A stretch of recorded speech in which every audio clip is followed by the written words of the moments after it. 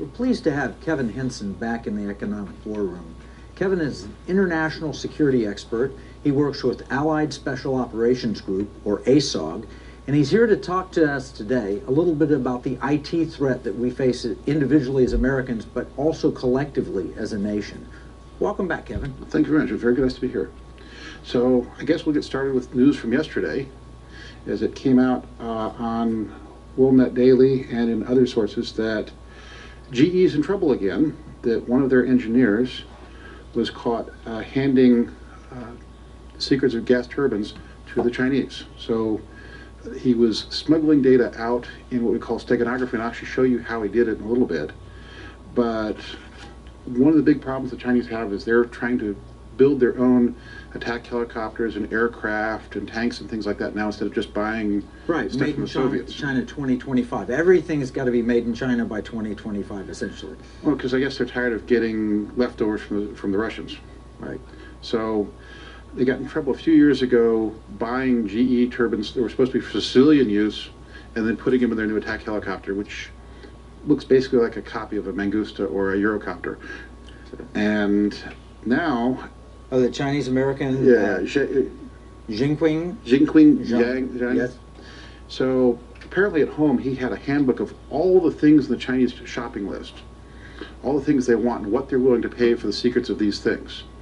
He's made a couple of trips back and forth to China the last few years, and he was hiding the data in pictures, what we call steganography. Well, let's stop a second. So what we've got is, what we talk about in the war room, we talk about the threat that you have from someone hacking into your system and stealing your data. And Right. there's the hardware threat. You buy something and it automatically sends information back. There's a software threat or a cyber threat where somebody hacks into it. But this is a third threat. This is where you hire someone and they come in and they send out your data, send out your information. So this was an engineer that was a Chinese-American citizen employed by General Electric. Correct. Well, if you look at the number of Chinese students in American universities, particularly top-tier universities, it is part of the PLA plan to insert their young people into our schools to learn from us and make them back. And make sure they get hired. Yeah, the threat's not just from China, though. I mean, we've talked about the Awan brothers that are Pakistani-born American citizens.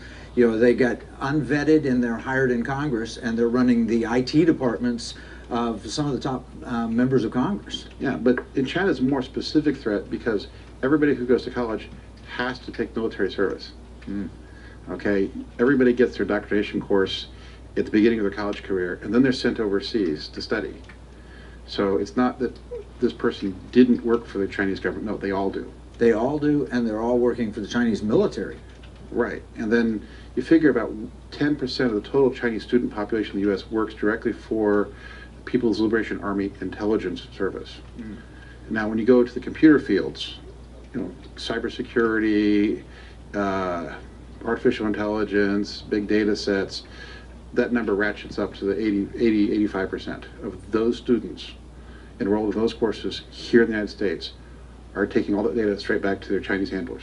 Well, this one is an engineer. He's working for General Electric. He's been here for a while. How did he get this information out? Well, so what he did is he took it home with him, because engineers work at home sometimes. You know, that whole virtual office thing. He used a program similar to this. This is what we call Quick Stego. So this lets you hide data and pictures, and we'll do a little bit of that right now. So wait, say it again. Hide data in the pictures. So if I open a picture, we'll take a look at a picture. So let's take this picture of this archer, you know, Robin Hood looking guy here. Yeah, this could be in any video game. It could be on a website. This could be something that, you know, seen around the world. That's a pretty normal picture. And we can zoom in on all we want, and there's nothing strange looking about it. There's no ghosts of data, there's no numbers or anything like that, right? Right, no. So there's a regular picture. And I open the image, and I open that picture right there. And look at all of this data that's hidden in there. Now, you can actually hide a picture in a picture. You can hide a program in a picture. In fact, you can hide anything you want. Because the picture is actually just lines of code. It's That's just translated into by your monitor into the picture that you see. Right. And what they're basically doing is you take the colors in the background and you shift them a little bit up or down, and that's the bit for the other data. So you take a regular picture and then you encode the data in it, and it's almost indistinguishable from the original without the data. This is free software. Now, if I take something, I encrypt it, and then I put it in a picture, you're never finding it. You don't find it. There's a lot of people right now looking at pictures of Lindsay Mills, Snowden's girlfriend. You can statistically tell there's something strange, but we can't read it. And a lot of the pictures of her from her online presence have something hidden, and we So just was can't tell that what it he is. was hiding stuff in the pictures and storing Or data somewhere? She was being given information, or she was hiding data in the pictures. Okay. Honestly, I think she's the smarter of the two of them. Okay. Not, how often do exotic models fall in love with down and out guys who get fired from every job they've ever had, who are penniless when you meet them, and then they suddenly get better jobs? There's something else there, and Okay. that's probably a topic for another day. All right.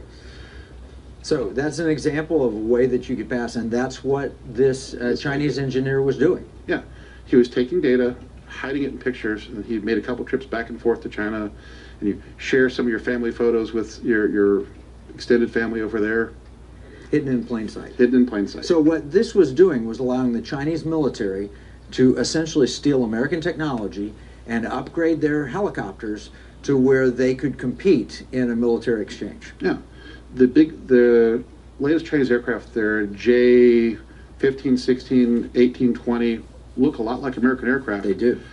But they perform less well because their engines are 20, 30% less powerful per kilogram. And that's a big thing on the Chinese list is no matter how good your missiles are, no matter how good the shape of your plane is or the design of the software, if it's not as powerful, if it can't climb as fast or go as fast, it loses. So this is really military espionage being masked as commercial espionage. Right. And so again, what we see as a marketplace, our enemies view as a battle space, and they're taking advantage of General Electric's advance in technology to increase the capability of their attack element. Absolutely. I mean, they went to GE and said, hey, we want to build a civilian transport helicopter. We need lightweight, powerful engines to lift this much mass. GE went to the State Department and said, can we do that? And the State Department said, sure. Sell them civilian helicopter parts. 2 years later, we see a military helicopter roll out using those engines. Marketplace battle space. Marketplace battle space. To the Chinese, there is no word. When you and I think of peace, that means the end of conflict, right? Right. The Chinese definition of peace is the extension of conflict by political and economic means. So it's like unrestricted warfare is their definition of peace. Correct. Well, think about this. In a business deal, you and I both want something. We want to achieve a win-win. Yeah. You get something you want, and I get something In I want. capitalism, it doesn't work unless there's a win-win. Okay? That is not a concept in Chinese. There is no word in Mandarin for relationship between equals. All relationships are superior to inferior, master to slave. So they're not looking for a win-win. They're looking for how do they gain advantage short-term, mid-term, long-term. And one of the ways is they're sending in people that are educated at our universities, and a percentage of those are working for the PLA, Yep. possibly for military intelligence, and they're extracting secrets from us. No wonder they're investing heavily in American universities. No wonder they're sending so many students here. Well, how do you think they moved ahead 50 years in technology in the last 10? I mean, is there any other way to move 50 years forward in technology In a decade. in a decade? No, Okay. Spying is a lot cheaper than building it yourself. absolutely. So what other ways could they extract secrets from us? What other risks do we have, and how can some of our viewers protect themselves? Okay, well, we'll talk about some common sense things. Don't leave your computer someplace where other people can get to it. If I can get to your computer, your password doesn't really matter. Everybody tells you need a password that's 8 characters with a capital, a lowercase, and a special character, and a number. That doesn't really matter. You can. The computer's locked, and you can come to a locked computer and you can use something and break into my computer? Yeah, there's a couple ways to do it. One, I can take something like this. It's called a land turtle. It looks just like any other Ethernet to USB device. You can plug it in, and actually it's a computer inside, and it says, I'm part of a network. You want to join my network? Please flash your credentials at me. Then it saves all the credentials, and you walk away with it. Or I can call this from the other side of the world. Now that I have the credentials on here, I can log into your computer and do whatever I want. And the nice So the thing cleaning crew comes in, they walk in, they get bribed a few bucks. Hey, I took this off, I borrowed this from my friend, can you put it back for me? And cleaning crew, sure I will. And they plug it back in, and the next thing you know, your computer's compromised. Yeah, or you label it, don't touch this. It's from the IT department. You walk in, plug it to the server. Especially when you have contractors installing your servers. Absolutely. Gee, like the Awan brothers, just plug something in like this, and they can get in. They don't have to take the computer. They don't have to take media. They can just sit at home or have their friends overseas. Is it something like this that allowed them to access the servers from Pakistan? Something like this would allow that, and this is a commercial item that can be bought for $100 online. I don't know specifically how they did. The FBI hasn't seen fit to share that. Okay. Another way you can get into stuff is you can just take a regular USB drive. You can download a tool called NT-Pass. You can plug it into any computer, reboot the computer, and it opens up the SAN file where it stores the passwords and what account settings you have. So there's one account you can't delete off of Windows, the guest account. All right. So you plug this in, reboot the machine, you set the guest account to have admin privileges, you set the password for the guest account as enter, you remove the drive, reboot the machine, you type guest, you hit enter, you're in, you have admin privilege. Wow. Because if you change somebody else's account and give it the password you want, they notice that. Absolutely. But nobody pays any attention to the guest account. The guest account, yeah. So that's what this does. And where do you get these things, these little devices? Well, there's a company out in California that's been around since 2005 called Hack5. And they sell these things. You can go to their website, the Hack Shop, and you can buy this stuff. Anyone. This isn't just for people who work for NSA or CIA or something like that. This is anyone has the ability to buy this. Yeah. All of those people who are cybersecurity students or professionals like myself, people who, these gadgets let you run scripts. This looks like a USB device, right? Yeah, looks like it is a USB device. It is a USB device. It looks like you might find it laying around in your conference room, or yes, people transfer information with these all the time. Okay, so watch what happens when I plug this into this computer. Okay, hands are up here, right? I'm not touching the machine. You're not doing anything, right? Okay, and in a couple of seconds. Okay, what popped up there? It says Ducky, and then it launched and started typing. And the script ran without my help. This is just a little demo, and it says, that your computer's just been ducked. I grabbed your browser history, I looked at your files, I set up a persistent reverse shell, and I took all your passwords. And it actually did that, or it's just pretending to? Oh, I don't really want to steal my own stuff. Okay. But it could have. It could have. There is a whole bunch of already written scripts. So this is the payloads list from Hack5 that are free. And they work on Macintosh, they work on Windows, they work on Linux, they work on phones. And you just download the payload you want, you put it in this device, and then it runs and it does whatever you wanted. So the FBI must be watching this group carefully to make certain that no bad people are getting it, right? The FBI wasn't unaware of the existence of this group until earlier this year when I told them about it in a meeting. I demoed some of the stuff to them, and they go, my goodness, where did you get this? And I told them, like, we've got to shut that website down. Well, it's just your standard run-of-the-mill FBI agent. This wasn't like the... No, this was the Computer Crime Squad. This is people who's paid to supposed to know this stuff. Hack5 has been around since 2005, and they have a weekly broadcast of what's new in hacking and what's new. In the dark web. So you go to the dark web and you see. No, this is on YouTube. YouTube. It's on YouTube. It's so secret. It's on YouTube. Great. Called Hack5. Unreal. So, anyway, so if you gain physical access, your IT support or whatever, you can plug that in and you can take control of any computer. Right. You can plug it in to take control. So a fun one is you take persistent reverse shell. That means you have a script that turns off your antivirus, that turns off your firewall, that as it's running, that launches a reverse shell without putting anything on the screen and says, I'm waiting for an inbound connection from my friend overseas. And then you just connect to that machine whenever you want. That's what a persistent reverse shell does. So how do you protect your computer from something?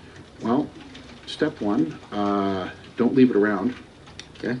So if you have a laptop, fold it up, take it home with you, right? Or put it in your desk, put it in your desk and lock your desk. Yeah. Okay, it's not perfect, but it's better than leaving your machine laying around on the desk and watching the cleaning crew walk past it. The reason this works is it says, I'm a keyboard. And computers trust whatever users type. That's a flaw in the way that computers are set up. They automatically accept any Whatever keyboard, any mouse. It's convenient, Yeah. but Now- it's a problem, Now, if you were a smart person, you might turn off plug and play. right? And then when you plug this in, the computer goes, okay. It doesn't run out and say, what is that device? I want to connect to it. Right. So if you turned off You have to plug give and- up a little convenience for a little bit of security. let's give you a little bit of convenience for a lot of security. All these gadgets right here, most of them work because of plug and play. So this is rubber ducky. This is old tech. This is a couple years old. This is its new cousin. This is called the Bash Bunny. This is probably the most dangerous item in cybersecurity in the world. When you plug it in, when you put it in ARM mode, it acts just like a USB. So you can plug it in, drop a payload on it, take it out, set it to position 1 or position 2, and that runs that script. Just like you saw with the rubber ducky.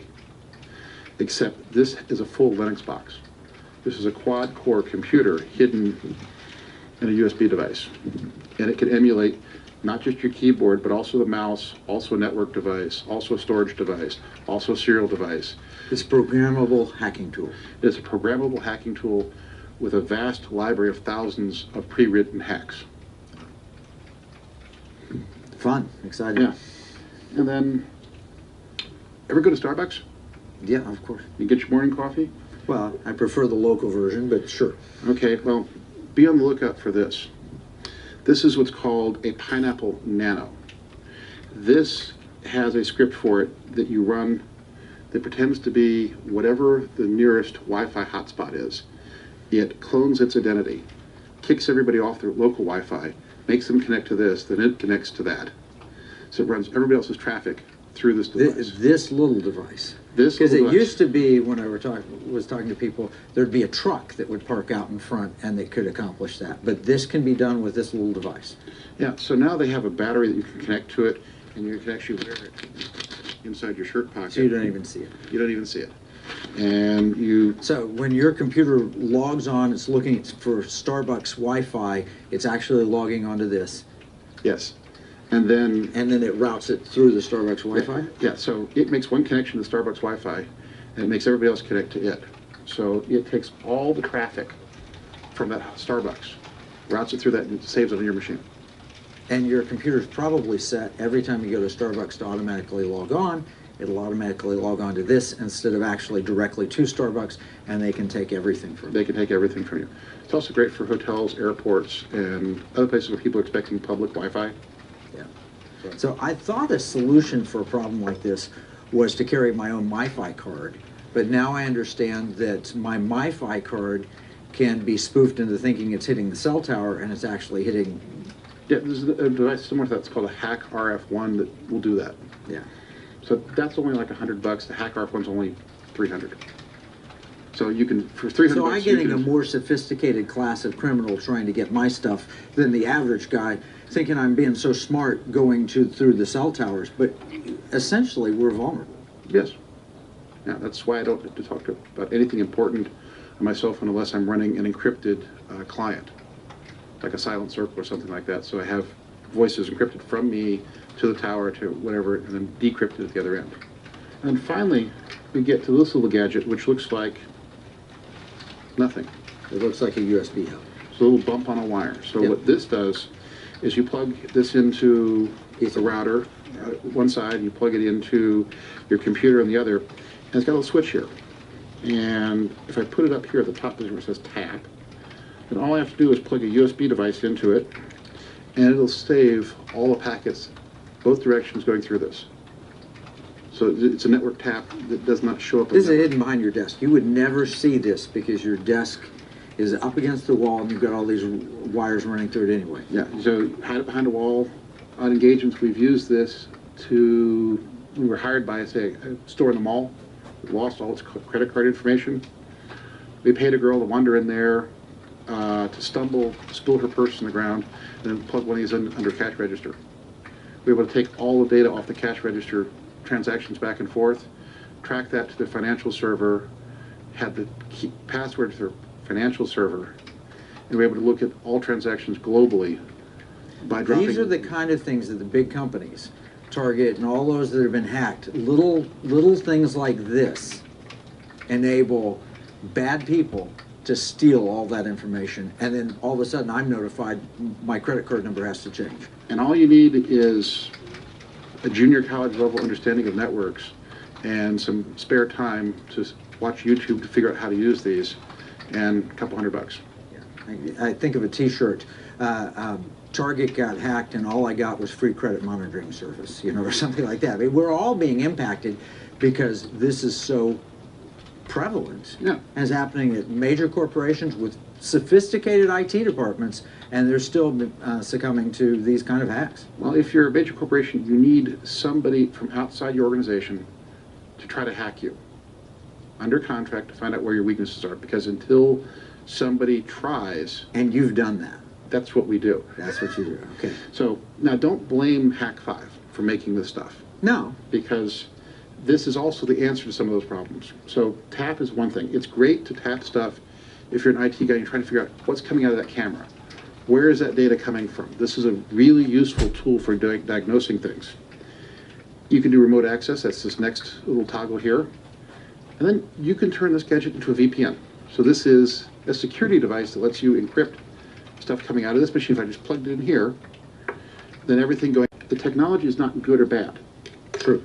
A scalpel in the hands of a competent surgeon saves lives.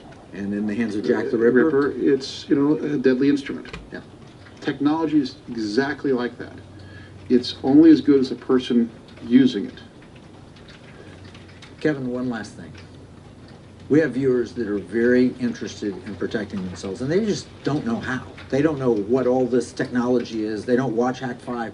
They're not aware of it. What are some practical things that viewers can do to protect their computers and their security? Okay, well, there are a lot of common sense things you can do. One, yeah, you do need to have a password on your computer. Okay? Next thing, you need to have your computer up to date. So when people find vulnerabilities and they go out to the hacking community, eventually the vendors find fixes and send them to an update. So install the patches as they come out. Install the patches as they come out. Okay, that's a good thing. Don't run a whole lot of services in the background on your machine. You can bring up something like CCleaner or some of the other tools like that. Yeah, we'll just do it this way. And look at what's running in the background and make sure that you need it. You know, so you don't have just all sorts of random things going on your computer. So I go into CCleaner and I bring it up, and it should come up. And yes, I want to do this. And this will show me what's running in my startup. Is this more sophisticated? I look at the activity monitor on my Macs, and I look at those. Occasionally I'll see something that's very unusual to me, and then I do a web search to find out what is this. And most of the time it's benign, but occasionally I found things that are very strange, and I've exited from them and I've drilled down and removed them from my computer. Good start. That puts you ahead of about 90% of the people. By the way, CCleaner is available for the Mac. So this is a good program for removing stuff you don't need. It's a good program for uninstalling programs you don't need. If you see a program on this list and you don't know what it is and you didn't install it and you don't use it, and you're not sure how it got there, get rid of it. Having a firewall is a really good idea. Now, you can download some firewalls that are very good, that are open source, pfSense, for example, and set that up. That's a little bit difficult, but pfSense now packages their firewall in something the size of one of these little boxes. You can get it, it's the size of the packet squirrel here. We just plug it in line and you have a firewall that fits between your cable modem and your computer. Firewalls are great. Might be worth your time to watch a half-hour video from Eli, the computer guy, or somebody, and see how to set it up, and he'll walk you through it. So firewalls, antivirus, computer updates. Don't leave your computer where other people can get to it. For goodness sakes, do not let your teenage children use your work computer. Because who knows where Who knows where they're going, what they're surfing. You know, a couple of years ago, one of the #1 distribution networks for malware was file sharing for music and movies. Some of these file sharing services filled up rapidly with all sorts of malware. We could probably do a whole show on malware and that kind of stuff, but I think we're probably running low on time. Yeah, no, that helps us because we are vulnerable, and that's the important thing you've got to recognize, that we as individuals, we as a nation are vulnerable. We're vulnerable for hacking, we're vulnerable from people that we hire. If you don't vet them properly, if they're not on your side or on your team, like this Chinese engineer, they can steal from you. We're in a global economic war, and it's a cyber economic war. Information is data. Data is value. Data is economics. Data is really the new weapon of warfare. And so we have to protect ourselves, and we're very grateful to people like Kevin and ASOG, the Allied Special Operations Group, who are out there helping individuals protect their lives, helping companies protect their company, and helping our nation protect our citizens. Yeah. So thank you very much for coming. Appreciate it, Kevin. No problem.